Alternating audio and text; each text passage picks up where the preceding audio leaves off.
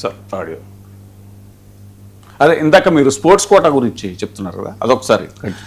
ఇప్పుడు స్పోర్ట్స్ కోటాలో first of all exam రాయాల్సిన అవసరం లేదు అని జీవో పాస్ చేశారు. అంటే వాళ్ళేమి పీఈటీ టీచర్లుగా రావట్లేదు. లైక్ ఎస్సీ ఎస్టీ బీసీ ఈ రిజర్వేషన్లు ఎలా ఉండేయో అలాగే స్పోర్ట్స్ కోటా కూడా ఒక రిజర్వేషన్ మాత్రమే. సో అలాంటప్పుడు వాళ్ళకి ఎగ్జామ్ లేకుండా జీవో పాస్ చేసిన దగ్గర నుంచే ఇందులో అనుమానాలు చాలా మందికి ఉన్నాయి. తరువాత ఆ సంఖ్య, ఇప్పుడు స్పోర్ట్స్ అనేది ఏంటంటే అంటే కొన్ని రిజిస్టర్డ్గా అంటే ఈ స్పోర్ట్స్ వరకే అని కొంత క్రైటీరియా ఉంటుంది. గతంలో ఒక 27, 29 స్పోర్ట్స్కే ఎలిజిబిలిటీ ఉంది. అలాంటిది ఆల్ ఆఫ్ సడన్ ఒక 40 క్రీడలను కొత్తగా జాయిన్ చేశారు. ఆ జాయిన్ చేసిన స్పోర్ట్స్ కూడా మీరు చూసారనుకోండి, టగ్ ఆఫ్ వార్ అంటే తాడు లాగుడు పోటీలు, బ్రిడ్జ్ గేమ్ అంటే పేకతో ఆడతారు చూడండి, అలాంటి గేమ్స్, ఇలాంటివి అంటే ఇండోనేషియాకి సంబంధించిన కొన్ని మార్షల్ ఆర్ట్స్ లాంటివి. అంటే ఇవి పోటీలు ఎక్కడ జరుగుతాయి అంటే ఏ బేస్ మీద అంటే ఒక రికగ్నైజ్డ్ ఆర్గనైజేషన్ ప్రభుత్వ ఆమోదం ఉన్నదో లేదు అందరికీ తెలిసి అక్కడ కాంపిటీషన్స్ జరుగుతుంటే అందులో పార్టిసిపేట్ చేశారా? ఇప్పుడు మీరు చివరికి ఎన్సీసీకి రిజర్వేషన్ గురించి ఒక ఐడియా ఉంటే ఎన్సీసీలో కూడా ఎలా ఉంటుంది, మీకు పోలీస్ పెరేడ్ మన రిపబ్లిక్ పెరేడ్ పార్టిసిపేట్ చేస్తే దాన్ని హై క్రైటీరియాలో తీసుకోవటం, అట్లా ర్యాంకింగ్ గ్రేడింగ్ ఉంటుంది.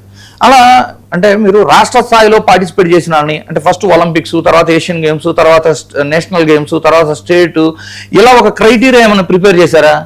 చూస్తే స్పోర్ట్స్ సర్టిఫికెట్స్ ఇప్పుడు వాళ్ళకేమో ఎగ్జామ్ పెట్టలేదు. రెండోది ఏమో ఆల్ ఆఫ్ సడన్ రకరకాల పోటీలు అంటే తాడులు అగుడు పోటీలు లాంటివి పోటీలు పెట్టేశారు. టెన్నిస్ బాల్ పోటీలు, సాఫ్ట్ టెన్నిస్తో ఆడే పోటీలు, ఇలాంటి క్రైటీరియాలు పెట్టిన తర్వాత అంటే ఏదో ఒక టోర్నమెంట్ అంటే ప్రైవేట్ ఆర్గనైజేషన్ రన్ చేసి మనకున్న ఇన్ఫర్మేషన్ ఏంటంటే సార్, అసలు జాతీయ అంతర్జాతీయ స్థాయిలో రాణించిన క్రీడాకారులను అసలు వీళ్ళు కన్సిడర్ చేయలేదని, కేవలం జిల్లాకి ప్రాతినిధ్యం వహించిన వాళ్ళకి మాత్రమే వీళ్ళు పోస్టులు ఇచ్చారు అనేటువంటిది ఒక ఇన్ఫర్మేషన్. అంటే మేబీ ఇక్కడ ఏమై ఉండొచ్చు, వాళ్ళు టెట్ రాసి ఉండకపోవచ్చు, అంటే జాతీయ అంతర్జాతీయ ఎలిజిబిలిటీ ఉన్న వాళ్ళు టెట్ రాసి ఉండకపోవచ్చు, వాళ్ళు అప్లై చేసి ఉండకపోవచ్చు అనే వాదన ఉన్నా కూడా నేనేమంటున్నాను అంటే ఫస్ట్ ఆఫ్ ఆల్ మీరు యాడ్ చేసిన స్పోర్ట్స్ ఏవైతే ఉన్నాయో ఇవి ఎవరో ఒక ప్రైవేటు వాళ్ళు ఎక్కడో ఒక చోట రన్ చేస్తారు. అందులో పార్టిసిపేట్ చేసిన వాళ్ళకి జిల్లా స్థాయిలో గుర్తింపు పత్రం ఇచ్చారనుకోండి, బాగా ప్లేయర్ ఆఫ్ మ్యాచ్ అను, ప్లేయర్ ఆఫ్ ద సిరీస్ అను, అంటే అవన్నీ క్రైటీరియా కింద మీరు జాబ్ ఇచ్చేస్తారా? ఎగ్జామ్ ఉండదు, ఏముండదు. అంటే ఒక ప్రైవేట్ ఆర్గనైజేషన్ ఎక్కడో ఒక చోట టోర్నమెంట్ పెట్టి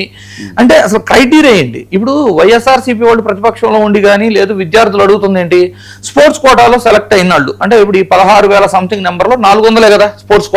అవును, ఆ 421 పోస్టుల్లో 97% భర్తీ చేశారంట. కానీ ఎక్కడ కూడా మెరిట్ జాబితాని ప్రదర్శించలేదు. అసలు వాళ్ళకున్న సర్టిఫికేట్, వాళ్ళు ఏ స్పోర్ట్స్ లో వాళ్ళు ప్రతిభావంతులు, ఏ సర్టిఫికేట్ ని బేస్ చేసి వీళ్ళు ఉద్యోగం ఇచ్చారు, వాళ్ళ ప్రావీణ్యత ఏ స్థాయిలో ఉంది, అవి పబ్లిష్ చేయాలి కదా. ఒక్క నిమిషం సార్, చంద్రశేఖర్ రెడ్డి గారు ముఖ్యంగా ఈ స్పోర్ట్స్ కోటాలో వచ్చినటువంటి వివాదం గురించి ఏం చెప్తారు?